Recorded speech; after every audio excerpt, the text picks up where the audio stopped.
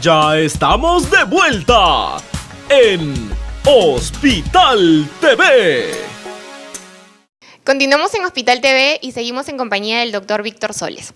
Doctor, ¿qué relación existe entre la eyaculación precoz y la disfunción eréctil? Bueno, como hemos dicho al inicio, estos dos trastornos están dentro de lo que es la disfunción sexual masculina. Hay una importante relación entre disfunción eréctil y la eyaculación precoz porque generalmente ambos trastornos enmarcan un problema psicológico cuando sucede en gente joven, ¿no?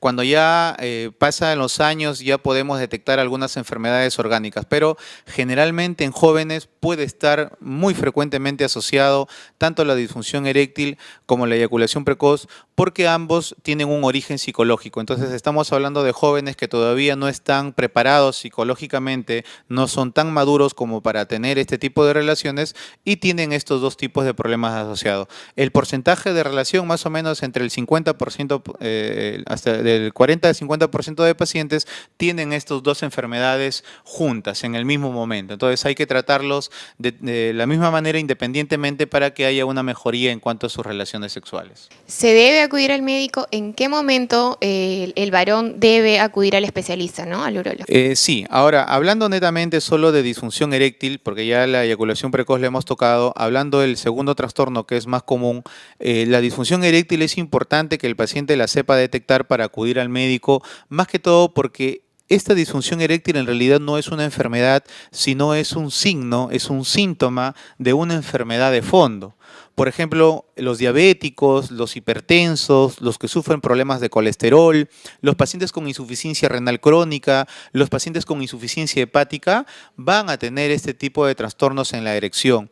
Y esto es porque la erección, como todos saben, dentro del mecanismo de la erección está involucrado un proceso o un mecanismo vascular, un mecanismo de vasos sanguíneos. O sea, el pene se va a erectar a medida que llegue adecuada cantidad de sangre dentro de los cuerpos cavernosos. Entonces, si el paciente tiene problemas cardiovasculares, hipertensos, diabéticos, la aterosclerosis, problemas de hígado, problemas de riñón, va a debutar con este síntoma de disfunción eréctil. Entonces, la disfunción eréctil se convierte en un centinela, en un aviso, en un signo que nos está avisando que hay un problema de fondo. Y si nosotros solamente nos dedicamos a comprar en farmacias el Viagra, el sildenafil, el tadalafilo, no estamos ayudando en nada a nuestros pacientes, sino que tenemos que detectar la enfermedad de fondo para poder solucionarla. Por ejemplo, en diabéticos, el 50% de diabéticos van a sufrir de disfunción eréctil.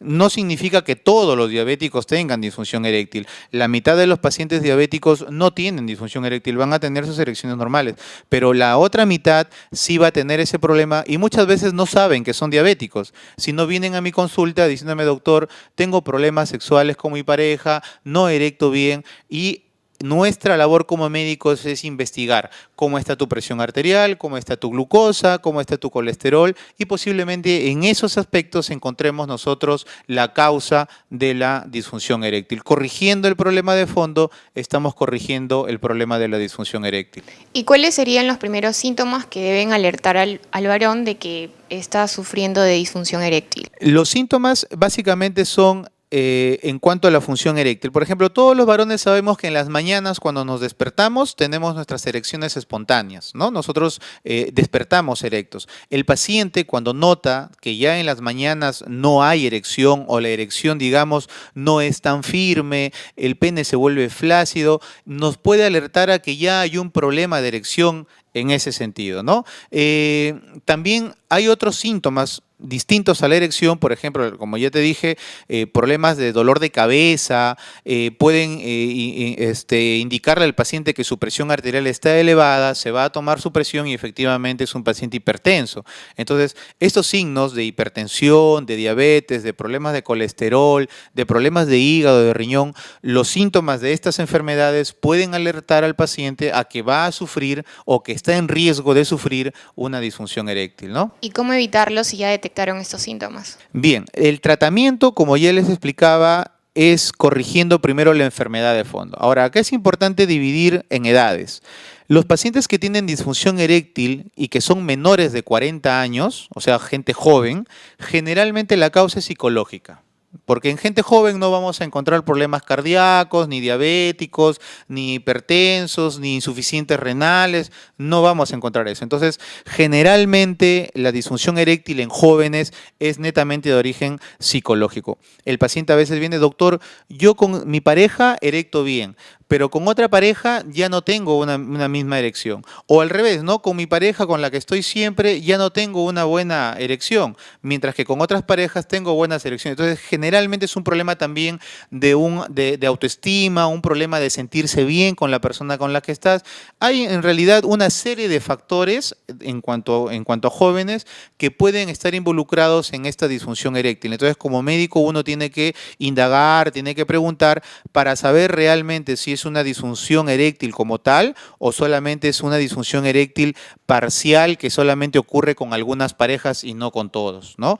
Y en este tipo de pacientes, lo mejor, lo más adecuado es utilizar los productos que son los reductores de la 5-fosfodiesterasa, que lo que van a hacer es inhibir una sustancia que tenemos dentro del pene que se encarga de volverlo flácido.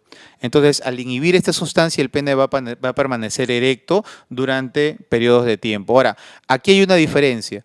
Hay 3 fármacos en el mercado, que es el sildenafilo, que es el Viagra que todo el mundo conoce, que es el sildenafilo, luego salió el vardenafilo y finalmente el último es el tadalafilo, que es el Cialis, que algunos pacientes ya lo están utilizando.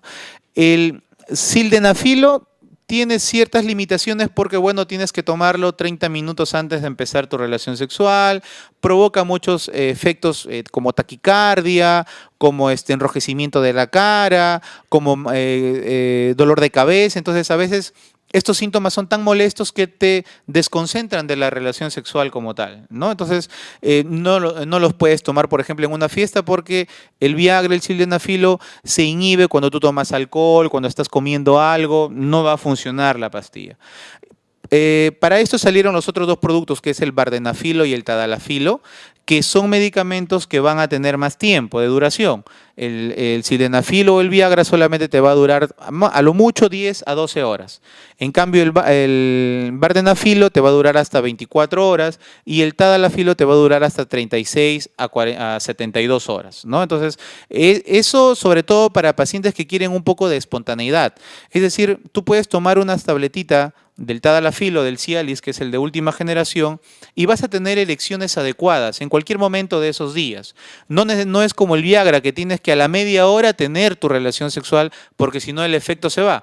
En cambio, el otro producto te da un chance, un lapso de 72 horas para que tú en cualquier momento de esas 72 horas tú puedas tener un encuentro sexual y vas a tener una buena erección.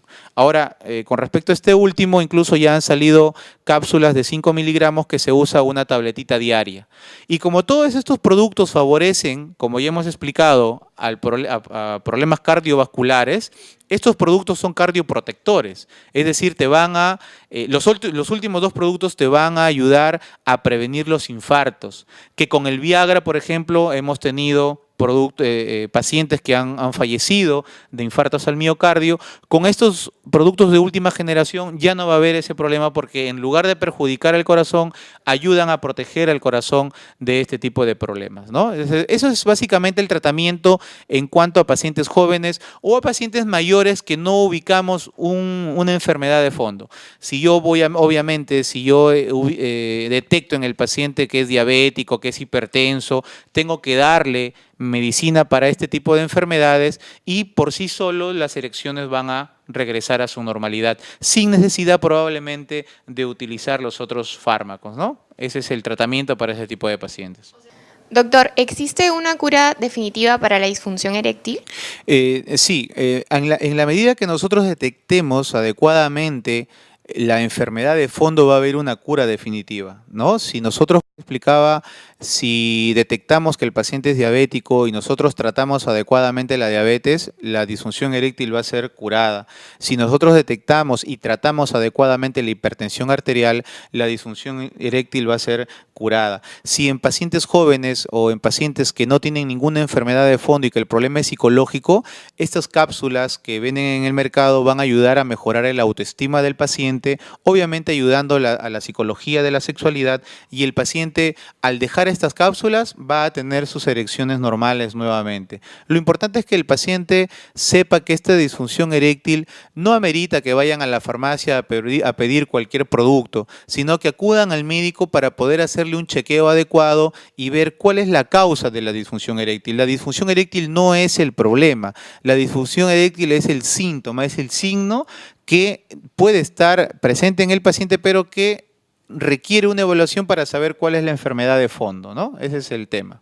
¿Qué recomendaciones finales le puede dar a la población? Bueno, aquí en este tema lo más importante es no automedicarse, porque problemas con Viagra, problemas con sildenafil ha habido en cuanto a infartos de miocardio, en cuanto a que el paciente no sabe qué dosis tomar, porque el Viagra viene en 25, 50, 100 miligramos y el paciente no sabe en qué dosis tomar.